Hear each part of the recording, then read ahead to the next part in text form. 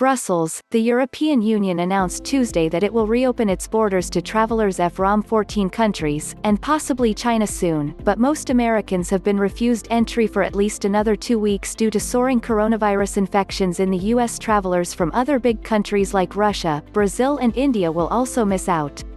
As Europe's economies reel from the impact of the coronavirus, southern EU countries like Greece, Italy and Spain are desperate to entice back sun-loving visitors and breathe life into their damaged tourism industries. American tourists make up a big slice of the EU market, and the summer holiday season is a key time. Citizens from the following countries will be allowed into the EU's 27 members and 4 other nations in Europe's visa-free Schengen travel zone: Algeria, Australia, Canada, Georgia, Japan, Montenegro, Morocco, New Zealand, Rwanda, Serbia, South Korea, Thailand, Tunisia and Uruguay.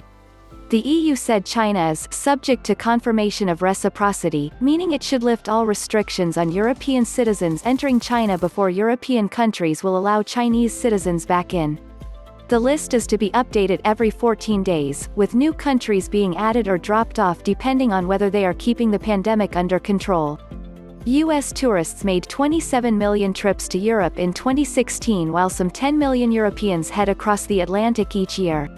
Still, many people both inside and outside of Europe remain wary about traveling in the coronavirus era, given the unpredictability of the pandemic and the possibility of second waves of infection that could affect flights and hotel bookings.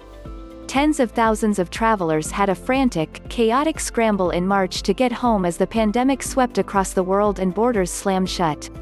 The number of confirmed coronavirus cases in the United States has surged over the past week, and President Donald Trump also suspended the entry of all people from Europe's ID check-free travel zone in a decree in March, making it extremely difficult for the EU to include the U on their safe travel list for now.